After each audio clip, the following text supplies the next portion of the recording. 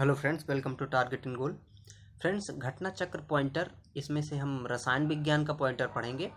और इसके पहले हमने जीव विज्ञान का है, भूगोल का है, पर्यावरण का है, ये पॉइंटर्स भी डाल दिए हैं, तो आप उनको भी फ्रेंड्स देख सकते हैं।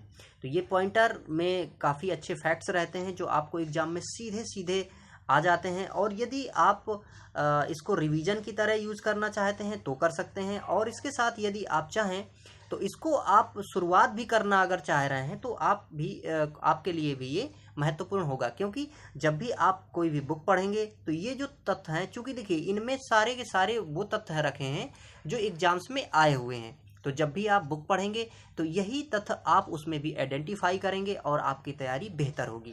तो फ्रेंड्स, अन्य वीडियोस भी देखें। और चलिए इसमें से हम डिस्कस करते हैं। तो सबसे पहले इसमें जो टॉपिक है वो है अपना क्या, परमाणु संरचना। कि परमाणु संरचना जो है वो क्या है। परमाणु आप जानते हैं कि हमारे जो भी पदार्थ हैं वो सब परमाणु से ही बने हुए हैं, और इस परमाणु में क्या क्या है, उसकी संरचना कैसी है, इसको हम आगे इसमें डिस्कस करते हैं। परमाणु नाभिक के अवयव हैं प्रोटॉन और न्यूट्रॉन।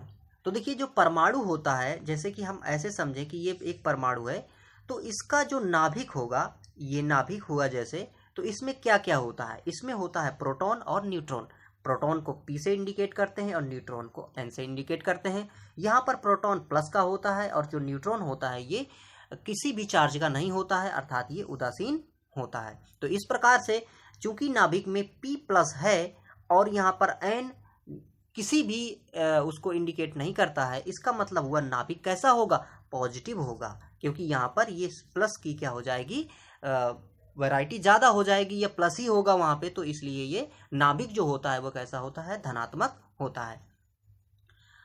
आणविक संरचना के बारे में सही कथन इस प्रकार से हैं। प्रोटॉन तथा न्यूट्रॉन न्यूक्लियस में होते हैं तथा इलेक्ट्रॉन न्यूक्लियस के इर्द गिर्द चक्कर लगाते हैं। अर्थात कि जैसे कि अगर कोई एक ये परमाणु है, तो यहाँ पर देखिए ये जो नाभिक है, ये इसमें से प्रोटॉन और न्यूट्रॉन रहते हैं तथा इलेक्ट्रॉन जो हैं वो इस नाभिक के चारों ओर कक्षाओं में चक्कर लगाते हैं, और ये कक्षाएं एक नहीं बल्कि एक से ज़्यादा हो सकती हैं।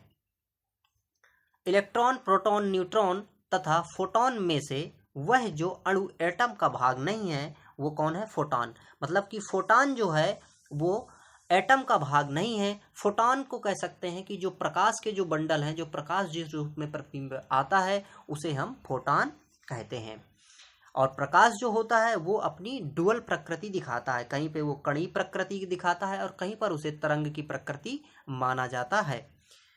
खनिज यौगिक, खनिज मिश्रण तथा प्राकृतिक तत्वों में से एक ही प्रकार का परमाणु मिलता है, किसमें, प्राकृतिक तत्वों में। मतलब कि प्राकृतिक जो भी तत्व पाए जाते हैं उनमें सेम टाइप के परमाणु पाए जाते हैं। परमाणुवीय नाभिक किसने खोजा था, रदरफोर्ड ने। रदरफोर्ड ने परमाणु के नाभिक को खोजा था और इन्होंने अपना एक मॉडल दिया था जिसे हम रदरफोर्ड मॉडल कहते हैं। इन्होंने क्या किया था कि सोने की एक पतली परत ली थी और उस पतली परत में इन्होंने अल्फा कणों की बमबारी करा दी थी। किसकी, अल्फा कणों की। अल्फा कण कैसे होते हैं, पॉजिटिव या प्लस होते हैं। और ये यहाँ पर जब अल्फा कणों की इन्होंने बमबारी कराई तो बहुत सारे जो भी कण थे, अल्फा कण, वो सीधे सीधे बाहर निकल गए। ठीक है, सीधे बाहर निकल गए। इसके बाद कुछ कण थे जो कि थोड़ा तिरछे हुए। इसके बाद बहुत ही कम मात्रा में जो कण थे वो इसमें सीधे गए और सीधे यहाँ मतलब टकराने के बाद ये वापस हो गए। इससे ये मालूम हुआ कि जो अपना परमाणु है, इस परमाणु के मध्य में कोई ऐसी एक आकृति है या ऐसा कोई साइन है जो कि अल्फा कण को पीछे की ओर धकेलता है। और अल्फा कण चूंकि धनात्मक है, इसीलिए ये कहा गया कि जो नाभिक है वो भी कैसा होगा, धनात्मक होगा, क्योंकि प्लस माइनस एक दूसरे को आकर्षित करते हैं और माइनस माइनस एक दूसरे को प्रतिकर्षित करते हैं। इसी प्रकार से प्लस प्लस भी एक दूसरे को प्रतिकर्षित करते हैं। तो चूंकि अल्फा कण प्लस के हैं और नाभिक भी प्लस का है, इसलिए ये एक दूसरे को प्रतिकर्षित करते हैं। और यहाँ पर ये रदरफोर्ड मॉडल फिर आया। इसका मतलब कि नाभिक की खोज रदरफोर्ड ने की थी। एटम में न्यूट्रॉन की खोज किसने की, चैंडविक ने। देखिए, अब ये न्यूट्रॉन जो है, न्यूट्रॉन की खोज किसने की, चैंडविक ने। यहाँ पर हम आपको बताना चाहेंगे, एक छोटा सी एक कथन है, क्या ईंट पर नाच। अब देखिए यहां पर ई का मतलब है इलेक्ट्रॉन और टा का मतलब है थॉमसन, मतलब कि इलेक्ट्रॉन की खोज किसने की? जे थॉमसन ने की। पर का मतलब यहाँ प्रोटॉन से है और रा का मतलब यहाँ रदरफोर्ड से है। तो देखिए अब यहाँ पर थोड़ा आपको याद ये रखना है कि प्रोटॉन का जो नामकरण किया था वो रदरफोर्ड ने किया था, लेकिन अगर खोज की बात करें तो गोल्डस्टीन ने किया था। तो गोल्डस्टीन ने खोज की थी प्रोटॉन की, लेकिन नामकरण किसने किया? रदरफोर्ड ने। तो ईंट पर और नाच को देखते हैं यहाँ पे। तो नाच का मतलब क्या है कि ना का मतलब है न्यूट्रॉन और चा का मतलब है चैंडविक। ये देखिए यहाँ पर आया था। तो इस प्रकार से न्यूट्रॉन की खोज किसने की थी? चैंडविक ने की थी। तो इस प्रकार आप इन चीजों को याद करके रख सकते हैं। न्यूट्रॉन, प्रोटॉन, ड्यूट्रॉन तथा इलेक्ट्रॉन में से एक अणु परमाणु कण नहीं है। एक अणु परमाणु कण कौन सा नहीं है इसमें? Deuteron. Electron positron, proton neutron, photon electron तथा न्यूट्रॉन और न्यूट्रिनो में से एक प्रतिकण युग्म है। प्रतिकण युग्म इनमें से इलेक्ट्रॉन और पॉजिट्रॉन है। इलेक्ट्रॉन और पॉजिट्रॉन जो होते हैं ये एक दूसरे से भिन्न आवेश प्रदर्शित करते हैं, मतलब कि जो इलेक्ट्रॉन है वो ऋणात्मक होते हैं और यहाँ पर जो पॉजिट्रॉन होते हैं वो कैसे होते हैं? धनात्मक होते हैं। इसलिए ये एक दूसरे के प्रतिकण कहलाते हैं। अल्फा कण के 2 धनावेश होते हैं। इसका द्रव्यमान लगभग बराबर किसके होता है? हीलियम के 1 परमाणु के। अर्थात जो हीलियम का 1 परमाणु है ये अल्फा कण के बराबर का द्रव्यमान रखता है। हीलियम के नाभिक में क्या है? 2 प्रोटॉन और 2 न्यूट्रॉन होते हैं। जो हीलियम है अगर हम इसको इस प्रकार से देखें कि ये हीलियम का 1 परमाणु है तो यहाँ पर 2 प्रोटॉन होंगे, मतलब यहाँ पर 2 प्रोटॉन होंगे और 2 न्यूट्रॉन होंगे। और इस प्रकार से इसमें अगर हम देखें कि ये प्रोटॉन और न्यूट्रॉन, तो देखिए प्रोटॉन और न्यूट्रॉन ये नाभिक में हैं और ये दोनों मिलके जो है अर्थात मतलब प्रोटॉन और प्लस न्यूट्रॉन, तो ये होती है द्रव्यमान संख्या। मतलब कि किसी भी नाभिक के किसी भी परमाणु के नाभिक में उपस्थित प्रोटॉन और न्यूट्रॉनों की संख्या का जो योग है उस परमाणु का द्रव्यमान संख्या कहलाती है। और यदि इसका हम परमाणु क्रमांक की बात करें तो किसी भी परमाणु के नाभिक में उपस्थित प्रोटॉनों की जो संख्या होती है वो परमाणु क्रमांक कहलाती है। तो परमाणु क्रमांक बराबर प्रोटॉन और द्रव्यमान संख्या बराबर प्रोटॉन प्लस न्यूट्रॉन। यहां पर देखिए हमें सूची 1 से सूची 2 को मिलान करना है। शून्य द्रव्यमान किसका होता है? न्यूट्रिनो का होता है। आंशिक आवेश क्वार्क में पाया जाता है और आंशिक प्रचक्रण, प्रचक्रण का मतलब है यहाँ स्पिन करने से, ये किस में होता है? पॉजिट्रॉन में होता है। और पूर्णांक प्रचक्रण मतलब कि पूर्णांक जो चक्रण है उसका वो किस में होता है? फोनान में होता है। परमाणु में कक्षों को भरने का क्रम नियंत्रित होता है ऑफ-बाउ नियम के हिसाब से। अर्थात जो भी जैसे कि परमाणु है उसका नाभिक है और ये जो कक्षा है उसमें से, तो इनमें पहली कक्षा में कितने इलेक्ट्रॉन होंगे, दूसरी में कितने, तीसरी में कितने, ये जो नियम है ये नियम किसके हिसाब से होता है? ऑफ-बाउ नियम के सिद्धांत से। ऑफ-बाउ नियम ये बताता है कि किसी भी परमाणु के कक्षा में कितने इलेक्ट्रॉन होंगे। रासायनिक तत्व के अणु के संदर्भ में चुंबकीय क्वांटम संख्या का संबंध है किससे? अभिविन्यास से। अभिविन्यास से संबंध है चुंबकीय क्वांटम संख्या का। जिस तत्व के परमाणु में 2 प्रोटॉन, 2 न्यूट्रॉन और 2 इलेक्ट्रॉन हो उस तत्व की द्रव्यमान संख्या कितनी? 4। अभी हमने समझा थोड़ा सा कि अगर कोई जैसे ये नाभिक है तो इसमें प्रोटॉन और न्यूट्रॉन होंगे। अब इसमें अगर क्या है कि 2 प्रोटॉन है, 2 न्यूट्रॉन है, तो इससे द्रव्यमान संख्या उसकी निर्धारित हो गई क्योंकि P + N = द्रव्यमान। तो ये द्रव्यमान अगर 2 है तो 4 हो गया। इसी प्रकार से ये जो इलेक्ट्रॉन है यहाँ पे वो भी इसमें से 2 है। लेकिन अगर यहाँ पर ये कहता कि परमाणु क्रमांक इसका कितना है तो हम प्रोटॉनों की संख्या देखते हैं, तो प्रोटॉनों की संख्या चूंकि 2 है तो इसका परमाणु क्रमांक 2 हो जाता है। परमाणु जिसमें प्रोटॉनों की संख्या समान परंतु न्यूट्रॉनों की संख्या भिन्न होती है वो कहलाते हैं समस्थानिक। इसमें से जैसे मान लीजिए कि एक ये कोई एक मान लीजिए कि परमाणु है, एक कोई ये परमाणु है।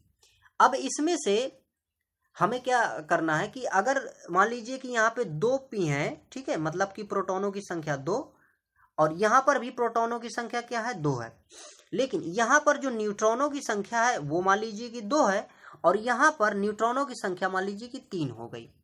अब इस केस में देखिए क्या हो रहा है कि चूंकि हम जानते हैं कि जो परमाणु क्रमांक होता है वो क्या होता है, यहाँ पर ये न्यूट्रॉनों प्रोटॉनों की संख्या है, तो परमाणु क्रमांक जो है इन दोनों तत्वों का वो 2-2 है। लेकिन यहाँ पर देखिए द्रव्यमान संख्या की अगर बात करेंगे तो चूंकि इसमें न्यूट्रॉन 2 हैं, इसमें न्यूट्रॉन 3 है, तो यहाँ पर ये 5 हो जाएगा और यहाँ पर ये 4 हो जाएगा। तो इस केस में यहाँ पर देखिए परमाणु इनका जो क्रमांक है वो तो सेम है, लेकिन परमाणु भार जो है इनका यानी कि द्रव्यमान संख्या जो है वो क्या है, भिन्न है। तो ऐसे तत्वों को हम क्या कहते हैं, समस्थानिक कहते हैं। यहाँ पर देखिए इसकी विपरीत चीज भी हो सकती है। मान लीजिए ऐसा होता कि द्रव्यमान संख्या समान होती लेकिन यहाँ पर इनका परमाणु क्रमांक जो है वो भिन्न होता, तो ऐसी स्थिति को समभारिक स्थिति कहते हैं। समस्थानिक होते हैं किसी एक ही तत्व के परमाणु जिनका परमाणु द्रव्यमान भिन्न परंतु परमाणु क्रमांक समान होता है। वही बात को यहाँ पर दोबारा से फिर से इन्होंने कही है। किसी परमाणु नाभिक का आइसोटोप वह नाभिक है जिसमें प्रोटॉनों की संख्या वही होती है परंतु न्यूट्रॉनों की संख्या भिन्न होती है। यहाँ पर देखिए जो आइसोटोप है ना, आइसोटोप का मतलब ही यही है जो हम यहाँ पर देख रहे हैं समस्थानिक, मतलब समस्थानिक को ही हम आइसोटोप भी कहते हैं। तो आइसोटोप्स मतलब वही कंडीशन अप्लाई होगी कि प्रोटॉनों की जो संख्या है वो तो समान होगी दोनों पे, लेकिन न्यूट्रॉनों की संख्या भिन्न होगी, जिससे कि उसका जो द्रव्यमान संख्या है वो भिन्न हो जाएगा। सम न्यूट्रॉनिक, कुछ तत्व सम न्यूट्रॉनिक भी होते हैं जिनमें न्यूट्रॉनों की संख्या समान होती है, जैसे कि हम यहाँ पर देख सकते हैं कि 6C14 और यहाँ पर 7N15 और 8O16।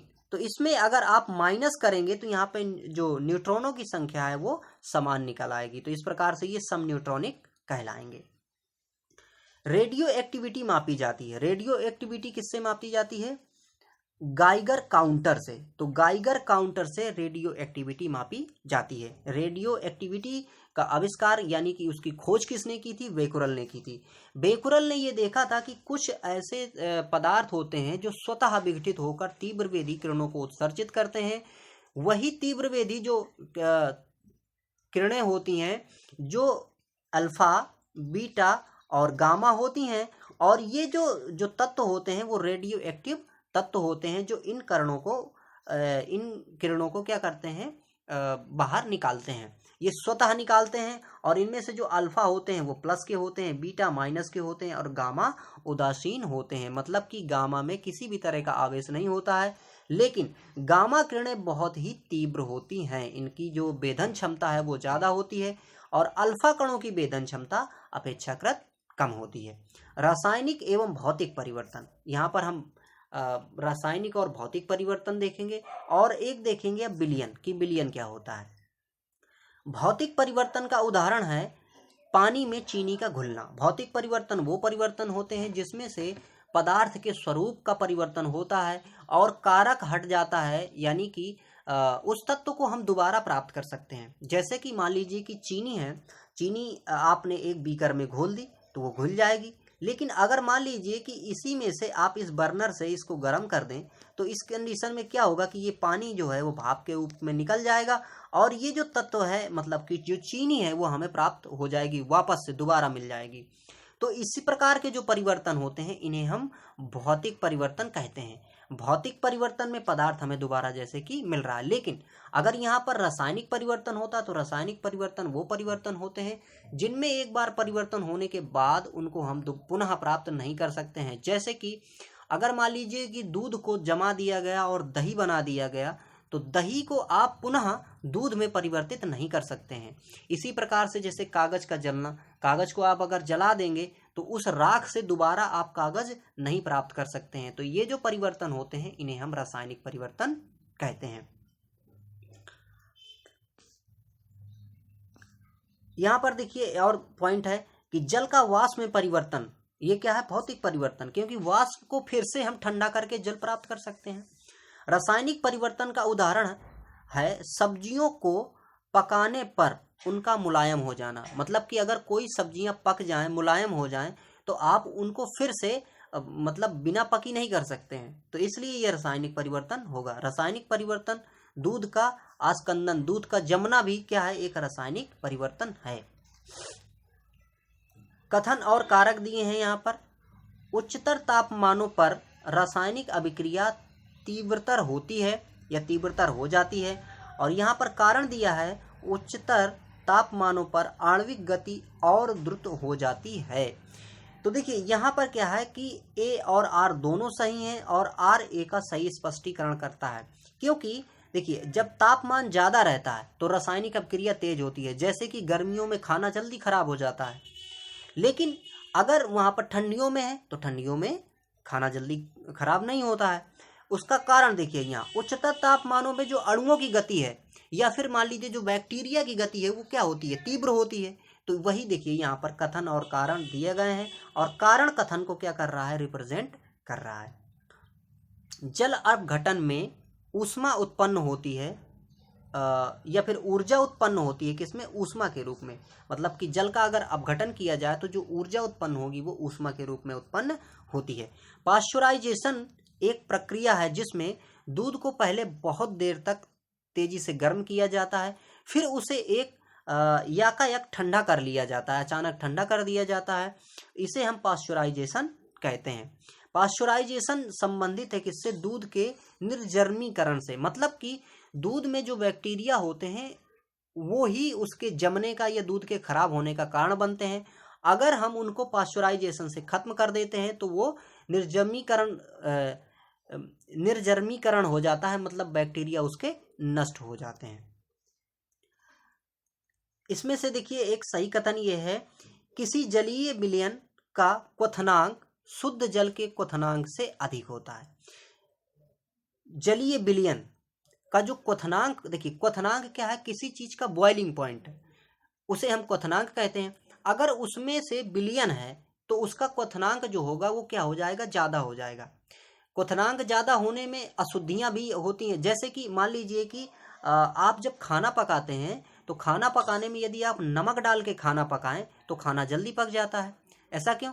क्योंकि जब नमक डाल देते हैं अर्थात उसमें से जो अशुद्धियां आ जाती हैं तो उससे एक प्रक्रिया ये होती है कि जो जल का क्वथनांक है वो क्वथनांक जो है वो बढ़ जाता है। मतलब कि अगर 100 डिग्री सेल्सियस में अगर पानी वहाँ पे बॉयल हो रहा था तो अब 110 में होने लगेगा।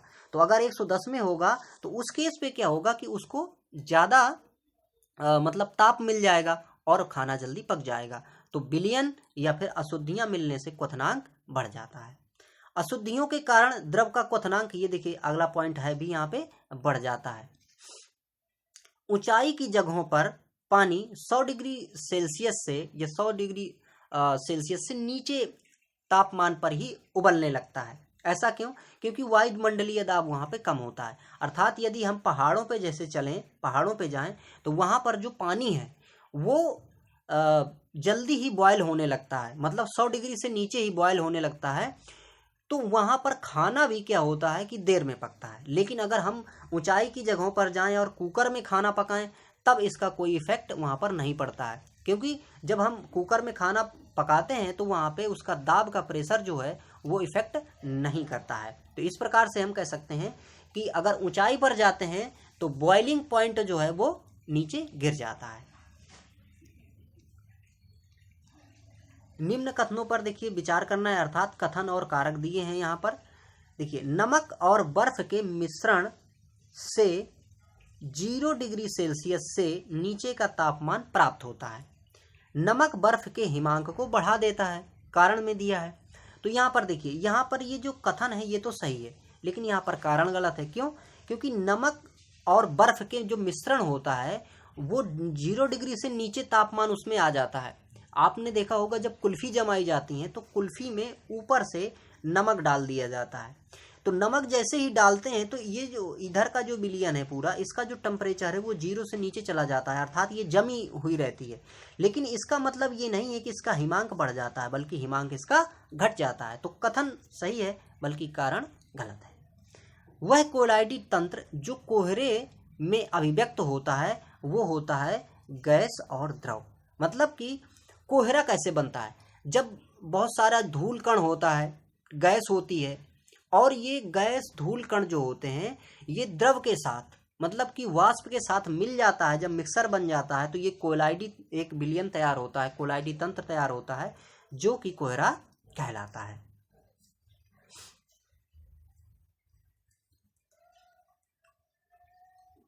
परासरण के यहाँ पर देखिए 2 कथन दिए गए हैं और उसमें हमें बताना है कि कथन कौन से सही है, कौन से सही नहीं है।